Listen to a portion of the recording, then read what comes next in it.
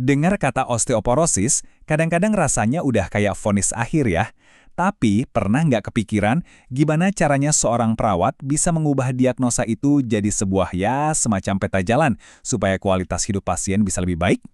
Nah, hari ini kita bakal bedah tuntas proses asuhan keperawatan untuk osteoporosis, satu persatu.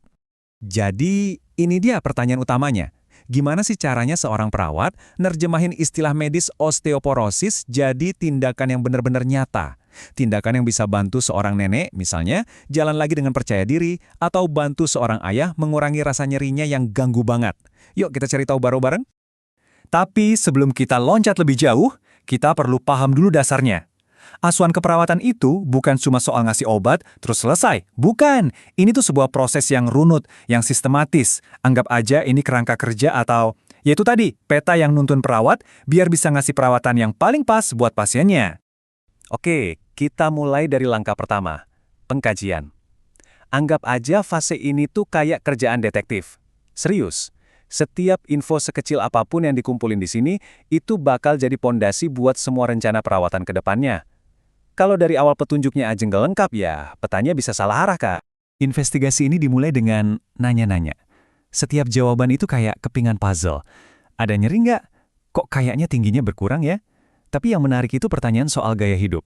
Jawaban kayak, saya jarang minum susu, atau waduh, olahraga itu apa ya? Itu bukan sekedar info loh. Itu tuh red flag, petunjuk vital yang ngasih kita gambaran akar masalahnya. Habis nanya-nanya, waktunya si detektif ini cari bukti fisik. Perawat bakal lihatin postur tubuhnya. Ada tanda-tanda bungkuk yang khas nggak?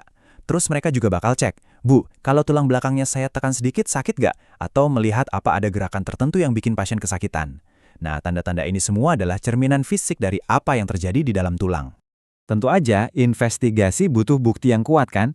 Nah, disinilah alat-alat canggih berperan. DEXA scan itu ibaratnya standar emasnya deh buat kintip langsung seberapa padat tulang kita. Kalau hasilnya nunjukin tulang udah rapuh, ronsen bisa mastiin, jangan-jangan udah ada patah tulang kecil yang nggak kelihatan. Terus tes darah melengkapi gambarannya, nunjukin bahan baku tulang kita, yaitu kalsium dan vitamin D, cukup nggak stoknya di badan. Oke, semua petunjuk udah kekumpul.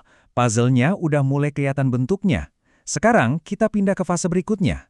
Disinilah perawat menyatukan semua info tadi buat nentuin masalah utamanya apa, atau dalam bahasa medisnya, diagnosa keperawatan. Terus langsung bikin rencana aksi buat ngatasin masalah itu. Dari semua petunjuk tadi, masalah nomor satu yang paling sering muncul dan paling bikin menderita itu ya nyeri akut. Coba deh bayangin, tulang yang harusnya jadi penyangga tubuh kita yang kokoh, malah jadi rapuh. Ada patah tulang super kecil aja atau bahkan patah tulang yang beneran, itu rasanya sakit luar biasa. Ini bukan cuma keluhan, ini prioritas utama yang harus diberesin secepatnya. Terus gimana cara ngatasinnya? Rencananya itu spesifik banget. Pertama, ukur dulu nyerinya, pakai skala. Terus bantu pasien cari posisi yang paling enak, yang paling nyaman. Teknik relaksasi, kayak tarik napas dalam, itu juga ampuh banget. Dan pastinya, kerja bareng dokter buat ngasih obat pereda nyeri yang pas dosis dan jenisnya. Nah, nyeri ini sering banget bikin efek domino. Masalah berikutnya, gangguan mobilitas fisik. Ya wajar aja, kan? Kalau tiap gerak rasanya sakit, ya lama-lama pasien jadi takut atau bahkan nggak bisa gerak. Ini bahaya, karena jadi lingkaran setan, makin jarang gerak, otot dan tulang makin lemah, malah risikonya makin tinggi nanti. Rencana buat masalah ini fokusnya adalah gimana caranya pasien bisa bergerak lagi, tapi dengan aman. Perawat bakal nilai dulu, pasien ini bisa gerak sejauh mana, terus dibantu pelan-pelan, dianjurkan latihan ringan yang nggak bikin tulang terbebani. Nah, poin kuncinya di sini adalah kolaborasi dengan fisioterapis. Mereka jagonya ngerancang program latihan yang paling efektif dan aman. Nah, ini diagnosa yang super penting dan fokusnya ke depan pencegahan. Dengan tulang yang udah rapuh, jatuh sedikit aja akibatnya bisa fatal. Bisa patah tulang pinggul misalnya. Jadi mencegah cedera, mencegah pasien jatuh, itu jadi prioritas utama banget. Perencananya harus proaktif, nggak nunggu kejadian dulu. Perawat bakal investigasi lingkungan pasien. Ada karpet yang gampang bikin kesandung nggak? Penerangan di malam hari cukup terang? Terus kalau perlu, bakal dianjurkan pakai alat bantu jalan. Dan yang nggak kalah penting, ngajak keluarga buat ikut bantu ciptain rumah yang aman. Terakhir, ini masalah yang seringkali nggak kelihatan tapi dampaknya bisa gede banget. Kurang pengetahuan. Pasien mungkin nggak ngerti kenapa sih harus minum suplemen kalsium tiap hari, atau kenapa harus ubah menu makanan. Nah, kurangnya pemahaman ini bisa jadi penghalang terbesar. Semua rencana tadi bisa jadi sia-sia kalau pasiennya nggak paham kenapanya. Disinilah peran perawat jadi kayak seorang guru. Rencananya adalah memberdayakan pasien dengan ilmu. Ngejelasin kenapa diet kayak kalsium itu penting, olahraga apa yang aman, sampai kenapa berjemur di pagi hari itu bagus buat vitamin D. Ini kuncinya, biar pasien bisa jadi manajer buat kondisinya sendiri.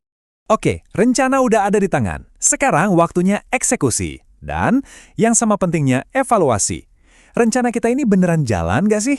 Fase ini intinya adalah ngerjain apa yang udah direncanain sambil terus ngukur hasilnya, biar kita tahu kita ada di jalur yang benar atau perlu ada yang disesuaikan. Nah, di sini kita bisa lihat hubungan sebab akibatnya jelas banget. Aksi kita misalnya ngajarin latihan ringan, hasil yang kita harapkan pas evaluasi ya mobilitas pasien meningkat. Aksi kita menciptakan lingkungan aman, harapannya pas dievaluasi, nggak ada kejadian jatuh sama sekali. Ini siklus yang terus berputar. Rencanakan, kerjakan, cek hasilnya, terus perbaiki lagi rencananya. Perawatan itu dinamis.